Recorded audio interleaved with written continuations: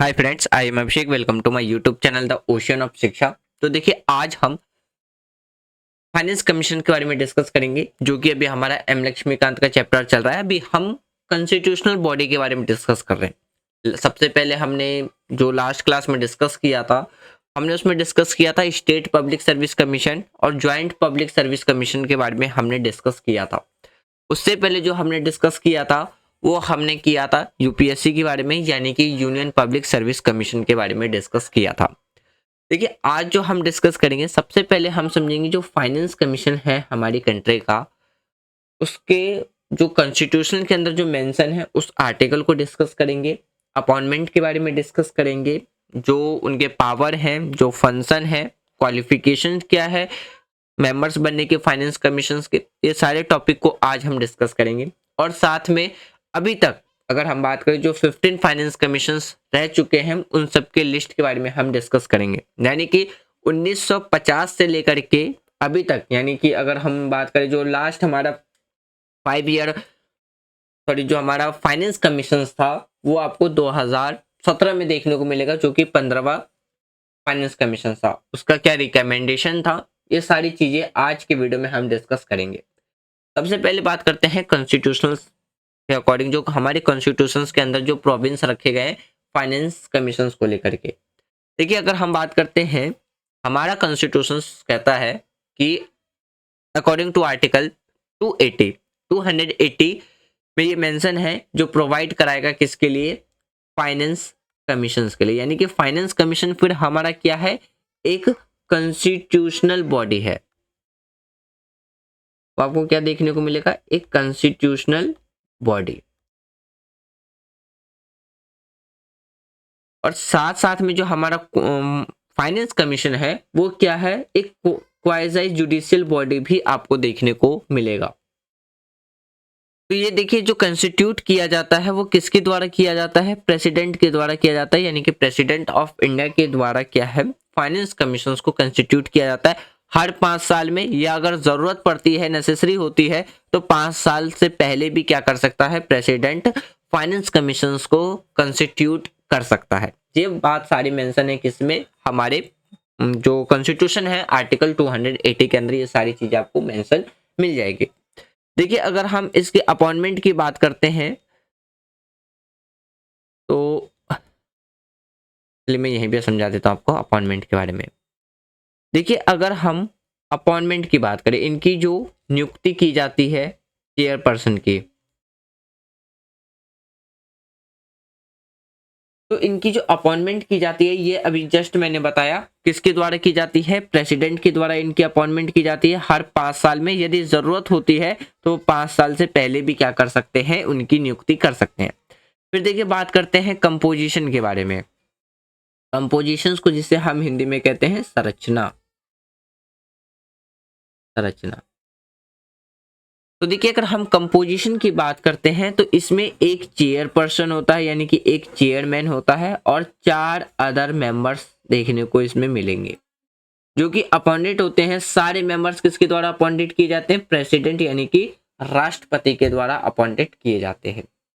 अगर आप इनके टेनवर की बात करते हैं तो जितने भी जो मेंबर होते हैं कमीशंस के, वो ड्यूरेशंस क्या रहते हैं, स्पेसिफाइड रहते हैं प्रेसिडेंट के। और एक चीज और याद रखिएगा कि इसमें जितने भी जो मेंबर्स होते हैं उनको क्या किया जा सकता है, दोबारा से री अपॉइंटमेंट किया जा सकता है, यानी कि दोबारा से इन्हें चुना जा सकता है। री अपॉइंटमेंट री अपॉइंटमेंट आपको देखने को मिल जाएगा। अब जरा सा आप याद कीजिए, जब लास्ट क्लास में हमने डिस्कस किया था यूपीएससी के चेयरपर्सन या जो अदर मेंबर हैं, या हम स्टेट पब्लिक सर्विस कमीशन के मेंबर्स की बात करते हैं, तो उसमें आर्टिकल जो 315 से लेकर के 323 तक में जो मेंशन था, उसमें एक ये भी कहा गया था कि जितने भी जो मेंबर हैं, कमीशन के मेंबर हैं, उनको री अपॉइंटमेंट नहीं किया जा सकता है। री अपॉइंटमेंट उसमें देखने को नहीं मिलेगा। लेकिन अगर आप फाइनेंस कमीशन के चेयरपर्सन या मेंबर्स की बात करें तो उन्हें दोबारा क्या है, री अपॉइंटमेंट किया जा सकता है। देखिए अगर क्वालिफिकेशन की बात करते हैं तो यहाँ पे आपको क्वालिफिकेशन देखने को मिल जाएगा। तो क्वालिफिकेशन में क्या क्या है कि देखिए अगर चेयरपर्सन की हम क्वालिफिकेशंस की बात करते हैं तो उनके पास एक्सपीरियंस होना चाहिए पब्लिक अफेयर्स, और अदर जो 4 मेंबर्स होते हैं उनके पास और भी कुछ जो एक्सपीरियंस है उनके पास होना चाहिए। अब जैसे देखिए उनके पास जैसे कि हाई कोर्ट के जज का एक्सपीरियंस होना चाहिए, या वो क्वालिफाइड होने चाहिए, या वो हाई कोर्ट के जज बनने के लिए वो क्या होनी चाहिए, एलिजिबल होनी चाहिए, क्वालिफाइड होनी चाहिए, तब जाकर के क्या है वो फाइनेंस कमीशन के अदर मेंबर्स बन सकते हैं, पहला। दूसरा यानी कि स्पेशलाइज्ड नॉलेज होना चाहिए किसमें, finance and account of the government में। तीसरा पॉसेसिव एक्सपीरियंस होना चाहिए फाइनेंशियल मैटर्स और एडमिनिस्ट्रेशन में। फोर्थ स्पेशल नॉलेज होना चाहिए हमारे किसके अंदर, इकोनॉमिक्स के अंदर। तो इन क्वालिफिकेशन के बेस पे क्या है जो फाइनेंस कमीशन के मेंबर हैं उनकी अपॉइंटमेंट की जा सकती है, ये सारे एक्सपीरियंस उनके पास होने चाहिए। फिर देखिए बात करते हैं किसके बारे में, इनके जो टर्म है या रिमूवल के बारे में बात करते हैं। सबसे पहले उनको किस तरीके से रिमूव किया जा सकता है, हटाया जा सकता है। तो देखिए 3 कंडीशंस में क्या है जो फाइनेंशियल कमीशंस के मेंबर्स हैं उनको रिमूव किया जा सकता है। पहला है यदि वो अनसाउंड माइंडेड प्रेजेंट पाए जाते हैं, यानी कि जब उनको एज अ मेंबर इलेक्ट किया गया हो फाइनेंस कमीशंस में और उसमें वो कैसे पाए जाते हैं, अनसाउंड माइंडेड पाए जाते हैं। दूसरा वो इन्वॉल्व रहते हैं किसमें, विले एक्ट में, यानी कि जो गलत काम होते हैं यदि वो उसमें शामिल होते हैं, तो इस कंडीशंस पे क्या है फाइनेंस कमीशंस के मेंबर को रिमूव किया जा सकता है। तीसरा कि कन्फ्लिक्ट ऑफ इंटरेस्ट में वो क्या हो, इन्वॉल्व, यानी कि जो इंटरेस्ट है उस इंटरेस्ट में जो, यानी कि आप ये समझिए कि जो कन्फ्लिक्ट ऑफ इंटरेस्ट हो उसमें वो क्या हो शामिल। तो इन 3 कंडीशन से क्या है जो मेंबर हैं उनको उनके पोस्ट से चेयर, यानी कि अब चेयरपर्सन कह लो या जो मेंबर्स होते हैं वहां से क्या किया जा सकता है, उन्हें रिमूव किया जा सकता है, उनके पोस्ट से हटाए जा सकते हैं। उसके बाद देखिए अब बात करते हैं यहाँ पे तो क्वालिफिकेशंस था, रिमूवल भी मैंने बता दिया। देखिए ज्यादा बड़ा ये चैप्टर है नहीं, छोटा सा ही चैप्टर है। अगर हम बात करते हैं function of the finance commission के बारे में, क्या क्या फंक्शन आपको देखने को मिलेगा फाइनेंस कमीशन। फंक्शन का मतलब भी आपको पता ही है, उनका जो कार्य होता है। पहला देखने को मिलेगा टैक्स डिस्ट्रीब्यूशन, दूसरा देखने को मिलेगा rules of grants in aids, तीसरा देखने को मिलेगा tax devolution of state level, फिर आपको देखने को मिलेगा यानी कि मिससेलियंस मैटर। फिफ्थ जो फंक्शन देखने को मिलेगा वो मिलेगा सबमिट रिपोर्ट, और कुछ प्रीवियस फंक्शन भी देखने को मिलेगा ग्रांट्स फॉर स्पेसिफिक स्टेट्स। अब देखिए इनके फंक्शन के बारे में डिस्कस करते हैं। सबसे पहले अगर हम जो फंक्शन की बात करते हैं वो आता है टैक्स डिस्ट्रीब्यूशन का।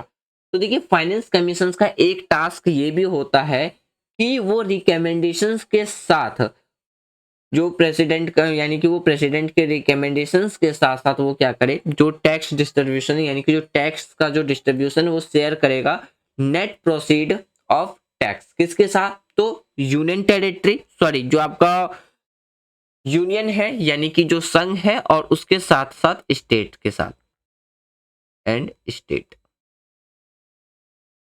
के बीच में जो टैक्स है उसके शेयर को लेकर के अलाउंसेस जो दिए जाते हैं स्टेट को between the states to represent, बात करते हैं respective shares of such proceed. आप इन शॉर्ट यही समझिए यूनियन और स्टेट के बीच में जो भी अलाउंसेस है इसके बेस पे net proceed of tax distribution ये आपको देखने को मिलेगा। टैक्स डिस्ट्रीब्यूशन पहला फंक्शन है किसका, फाइनेंस ऑफ, यानी कि फाइनेंस कमीशन का। फिर आपको देखने को मिलेगा दूसरा फंक्शन अगर हम बात करते हैं rules for grants in aids. इस रूल अगर इसमें बात करते हैं तो स्टेट के द्वारा क्या है जो एड्स प्रोवाइड कराए जाते हैं कहाँ से, कॉन्सुलेटेड फंड ऑफ इंडिया से। तो ये गवर्न करने का, इस रूल को गवर्न करने का भी फंक्शन किसका देखने को मिलेगा, फाइनेंस कमीशन का ही देखने को मिलेगा। मिसलेनियस मैटर की बात करते हैं कि देखिए कोई भी यदि कि कोई अन्य कोई अदर मैटर है जो कि रेफर्ड किया जाता है किसके द्वारा, प्रेसिडेंट के द्वारा, किसको, कमीशंस को, और जिसमें वो क्या है इंटरेस्टेड हो, यानी कि इंटरेस्टेड ऑफ साउंड, जिसमें आपको क्या देखने को मिलेगा, मिलिशियस मैटर आपको देखने को मिल जाएगा। फिर था एक सबमिट रिपोर्ट का ये समझिए कि आपको याद होगा कि जब हमने यूपीएससी के चैप्टर को डिस्कस किया था, यूपीएससी के बारे में डिस्कस किया था या स्टेट पब्लिक सर्विस कमीशन के बारे में डिस्कस किया था, उसमें एक ये था कि दोनों ही जो कमीशन है वो अपनी एनुअल रिपोर्ट किसको पेश करेगा, वो एनुअल रिपोर्ट सबमिट करेगा प्रेसिडेंट को। रिपोर्ट सबमिट तो किसको करेगा, वो प्रेसिडेंट को। ठीक सिमिलर उसी तरीके से जो फाइनेंस कमीशन है वो भी अपनी एनुअल रिपोर्ट किसको पेश करेगा, तो प्रेसिडेंट को ही पेश करेगा, यानी कि सबमिट करेगा। देखिए अगर हम प्रीवियस फंक्शन की बात करते हैं जिसमें आपको देखने को मिलेगा ग्रांट्स फॉर स्पेसिफिक स्टेट। देखिए ग्रांट फॉर स्पेसिफिक स्टेट की बात करते हैं तो प्रीवियसली यानी कि कुछ यानी कि अगर हम पिछले बात प्रीवियसली पिछला बात करें, जो फाइनेंस कमीशन है वो यूज किया, फाइनेंस कमीशन यूज करते थे, जो भी सजेस्ट होते थे ग्रांट्स जो स्टेट कुछ स्टेट्स के लिए, जैसे कि इसमें आपका असम था, बिहार था, उड़ीसा और वेस्ट बंगाल, रिगार्डिंग किसके, जो भी नेट प्रोसीडिंग जो एक्सपोर्ट ड्यूटीज है इम्पोज्ड ऑन जूट प्रोडक्शन के बेस पे, जो कि वैलिड होता था कितने साल के लिए, 10 साल के लिए। तो ये कुछ आपको क्या है प्रीवियस फंक्शंस भी आपको देखने को मिलेगा। फिर देखिए अगर हम बात करते हैं किसके बारे में, कुछ recommendation of the 15th finance commission, यानी कि जो 15th फाइनेंस कमीशन था तो उसके द्वारा क्या है कुछ रिकमेंडेशन दिया गया था। तो यहाँ पे तो मैंने लास्ट के लिखे हैं, मैं आपको यहाँ से समझा देता हूँ कि उनके द्वारा कुछ जो रिकमेंडेशन दिया गया था वो क्या क्या दिया गया था। तो उनके द्वारा जो पहला रिकमेंडेशन दिया ये गया था कि जो शेयर ऑफ स्टेट है, share of state in central tax, central tax. तो देखिए इसमें उन्होंने ये कहा था कि ये आपका क्या होना चाहिए, एक वर्टिकल डिवोल्यूशन के बेस पे होना चाहिए। यानी कि देखिए इसमें अगर बात करते हैं तो जो शेयर ऑफ स्टेट्स इन जो सेंट्रल टैक्सेस था ये किसके कब तक के लिए था, 2021 से 2026 तक के लिए, जिसमें ये कहा गया था कि जो इसमें ये रिकमेंडेशन दिया गया था कि स्टेट को जो अब टैक्स दिया जाएगा वो कितना दिया जाएगा। तो उनके द्वारा जो रिकमेंडेड किया गया था उसमें ये कहा गया था कि जो टैक्स शेयर किया जाएगा स्टेट को वो कितना किया जाएगा, 41% किया जाएगा, जो कि पहले कितना था, 42% था। पहले कितना था, 42। तो 42 से कहा क्या कहा गया कि भाई अब कितना टैक्स दिया जाएगा, 41% टैक्स दिया जाएगा। वो भी कब, जो क्रिएशन हुआ था, यानी कि जो जम्मू कश्मीर को ब्रेक करके तोड़ करके क्या बनाया गया था, 2 यूनियन टेरिटरी बनाया गया था। पहला था आपका जम्मू एंड कश्मीर,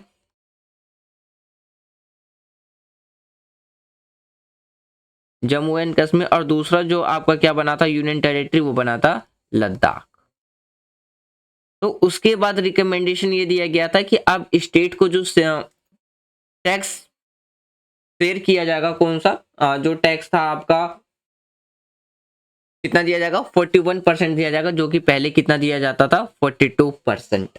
उसके बाद उन्होंने ये कहा था कि जो डिस्ट्रीब्यूशन है स्टेट के बीच में वो हॉरिजॉन्टल डिवोल्यूशंस के बेस पे, हॉरिजॉन्टल डिस्ट्रीब्यूशंस के बेस का मतलब था कि इसमें कमीशंस के द्वारा ये एडवाइस किया गया था, यानी कि सजेस्ट जो किया गया था वो ये सजेस्ट किया गया था कि जो 12.5% जो टैक्स का जो डिस्ट्रीब्यूशन होगा वो होगा जो आपका वेटेज है, weightage to demography, demography performance के बेस पे।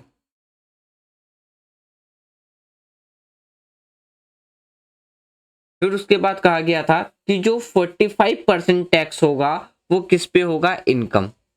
जो 45% टैक्स होगा वो किस पे होगा, टू इनकम। फिर उसके बाद ये कहा गया था कि जो 15% टैक्स होगा वो किसके लिए होगा, each population, each population and area पे। फिर उनके द्वारा ये भी कहा गया था कि जो 10% टैक्स होगा वो किस पे होगा, forest and ecology, forest and ecology. फिर कहा गया था जो 2.5% का जो टैक्स होगा वो किस पे होगा, to tax and physical efforts पे। तो ये जो सजेस्ट किया गया था वो किस बेस पे किया गया था कि जो डिस्ट्रीब्यूशन होगा वो हॉरिजॉन्टल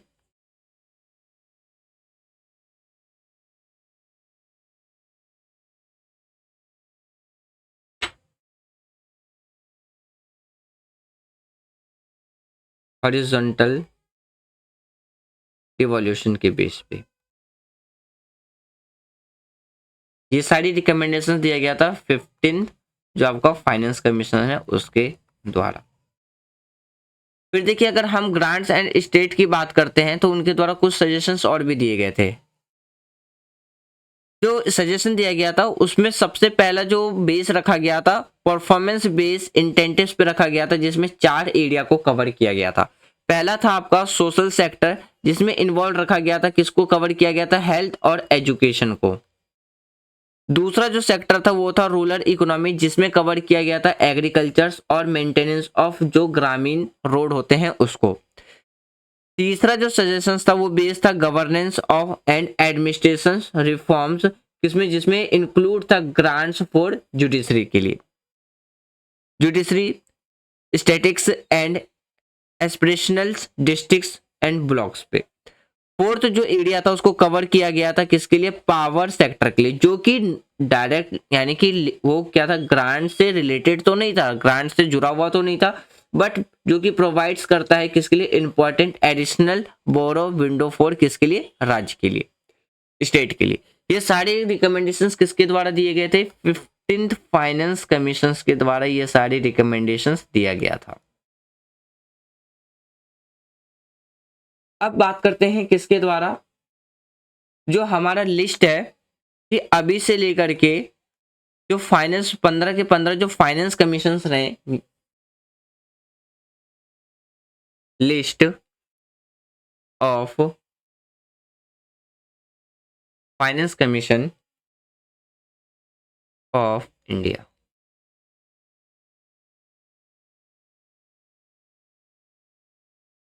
देखिए पहला जो फाइनेंस कमीशन था वो कब आया था, वो आया था 1952 से 1957। और इसके चेयरपर्सन कौन थे, तो इनके चेयरपर्सन थे के सी नेगोई। और इनको अपॉइंटमेंट कब किया गया था, तो 1951 में ये अपॉइंटमेंट हुए थे, इन्हें अपॉइंट किया गया था। उसके बाद देखिए अगर बात करते हैं जो सेकंड फाइनेंस कमीशन थे हमारे देश के, वो कब आया था, वो आया था 1957 से 1962, जिसके चेयरपर्सन कौन थे, तो के संथानम, के संथानम। और इनकी अपॉइंटमेंट कब की गई थी, तो इनकी अपॉइंटमेंट की गई थी 1956 में। थर्ड जो फाइनेंस कमीशन थे उनकी जो अपॉइंटमेंट हुई थी वो हुआ था 1962 से चले थे ये 1966 तक। और उस टाइम चेयरपर्सन कौन थे, तो अशोक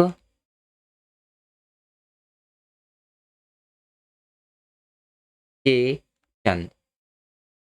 और इनकी अपॉइंटमेंट कब की गई थी, तो इनकी अपॉइंटमेंट की गई थी 1960 में। फोर्थ जो फाइनेंस कमीशन थे, फोर्थ जो फाइनेंस कमीशन आया था, जो ये आपको मैं जो ऑपरेशनल ड्यूरेशन है वो मैं बता रहा हूँ, यानी कि कब से इन्होंने काम करना शुरू किया था, कब से लेके कब तक चले थे। तो अगर हम इनकी ऑपरेशनल ड्यूरेशंस की बात करते हैं तो आपको कितना देखने को मिलेगा, यानी कि जो फोर्थ फाइनेंस कमीशन आए थे वो आए थे, ये था आपका 1966 से लेकर के 1969। और इसके चेयरपर्सन कौन थे, तो पीवी राजा मन्नार। और इनकी जो अपॉइंटमेंट की गई थी, इनकी जो अपॉइंटमेंट हुआ था वो हुआ था 1964 में। फिफ्थ जो फाइनेंस कमीशन था, ये आपको देखने को मिलेगा 1969 से 1974, 1969 से 1974। और इस टाइम के जो चेयरपर्सन थे वो कौन थे, महावीर त्यागी।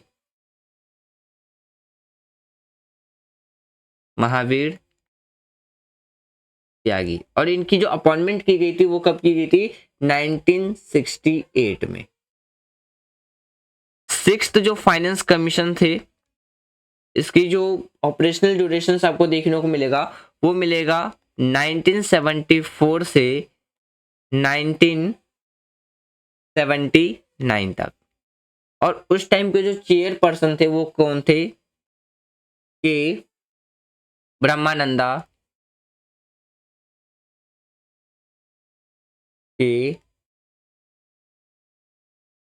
ब्रह्मानंदा रेड्डी।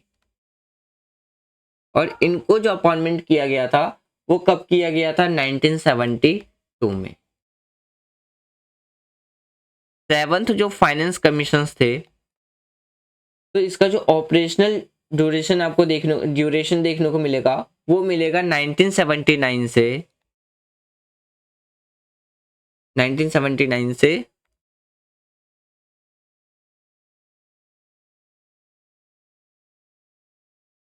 1984 तक। और उस टाइम के जो चेयरपर्सन थे वो कौन थे, जे एम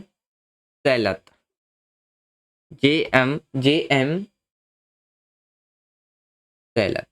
और इनको जो अपॉइंटमेंट किया गया था वो कब किया गया था, 1977 में। एट्थ जो फाइनेंस कमीशन था, इसका जो ऑपरेशनल ड्यूरेशन आपको देखने को मिलेगा वो था 1984 से 1989 तक। और उस टाइम जो चेयरपर्सन थे वो कौन थे, वाई बी चनब।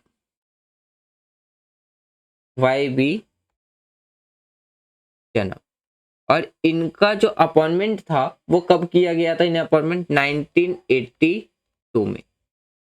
नाइन्थ जो फाइनेंस कमीशन था, इसका ऑपरेशनल ड्यूरेशन क्या था, तो ये था 1989 से लेकर के 1995 तक।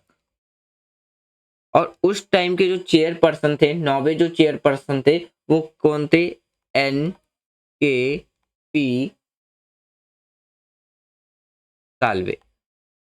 और इनकी जो अपॉइंटमेंट की गई थी वो कब की गई थी, 1987 में। दसवें जो फाइनेंस कमीशन थे, इनका जो ऑपरेशनल ड्यूरेशन था वो कितना था, 1995 से लेकर के 2000 तक, 1995 से लेकर के सन 2000 तक।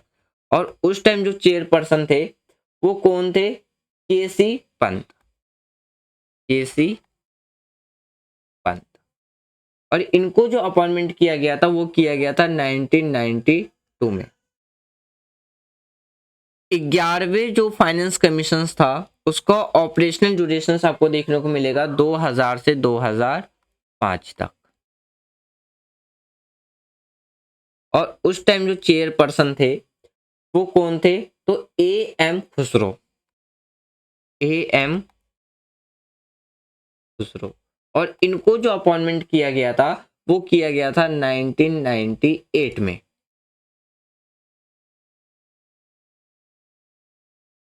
अब देखिए 12वें जो फाइनेंस कमीशन थे, इसका जो ऑपरेशनल ड्यूरेशन था वो आपको कहां कब से कब तक देखने को मिलेगा, 2005 से 2010 तक। और उस टाइम जो चेयरपर्सन थे वो कौन थे? तो सी रंजा, यानी कि रंगा रंजा, सी रंगा रंजा। और इनको जो अपॉइंटमेंट किया गया था वो किया गया था 2002 में। 13th जो फाइनेंस कमीशन थी, इसका जो आपको ऑपरेशनल ड्यूरेशन देखने को मिलेगा वो मिलेगा 2010 से लेकर के 2015 तक। और उस टाइम जो चेयरपर्सन थे वो कौन थे? विजय केलकर, विजय केलकर। और इनको जो अपॉइंटमेंट किया गया था वो किया गया था 2007 में। 14th जो फाइनेंस कमीशन था, इसका ऑपरेशनल ड्यूरेशन आपको कब देखने को मिलेगा? 2015 से लेकर के, ये 5 है, 2015 से 2020 तक। और उस टाइम जो चेयरपर्सन थे वो कौन थे? YV रेड्डी। और इनको जो अपॉइंटमेंट किया गया था वो कब किया गया था? तो ये आपको देखने को मिलेगा 2013 में। और जो लास्ट फाइनेंस कमीशन थी उसका जो ऑपरेशनल ड्यूरेशन देखने को मिलेगा 2020 से लेकर के 2026। और अब यानी कि जो अभी करंट जो चेयरपर्सन है वो है NK सिंह। और इनकी जो अपॉइंटमेंट की गई थी वो किया गया है 2017 में। तो ये आपको टोटल क्या है? 15 फाइनेंस कमीशंस अभी इन प्रेजेंट टाइम आपको क्या देखने को मिल जाएगा। अब देखिए यहाँ पे कुछ और इंपॉर्टेंट पॉइंट्स हैं, आप उसको भी याद रख सकते हो स्टेट के रिगार्डिंग में। अब जैसे देखिए अगर हम बात करते हैं, ये तो अभी हम सेंट्रल लेवल पे बात कर रहे थे, लेकिन स्टेट लेवल पे भी क्या है आपको फाइनेंस कमीशंस एक तरीके से देखने को मिल जाएगा। तो जिसमें अगर हम बात करते हैं ये भी एक क्या है? कॉन्स्टिट्यूशनल पोजीशन है। देखिए इसको जो कॉन्स्टिट्यूशनल जो बॉडी बनाया गया था वो कब बनाया गया था? 73rd कॉन्स्टिट्यूशन अमेंडमेंट के द्वारा क्या है, जो कि 1992 के द्वारा क्या है, इसे आर्टिकल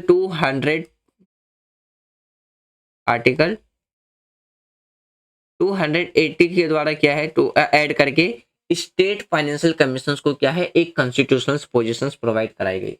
और आपको ये भी याद होना चाहिए कि जो 73rd कॉन्स्टिट्यूशन अमेंडमेंट है उसमें एक चीज के बारे में और बात रखी गई थी, किसके बारे में? पंचायत के बारे में, पंचायत के बारे में। ये जो पंचायती राज है ना, जिसमें हम लोकल गवर्नमेंट की बात करते हैं।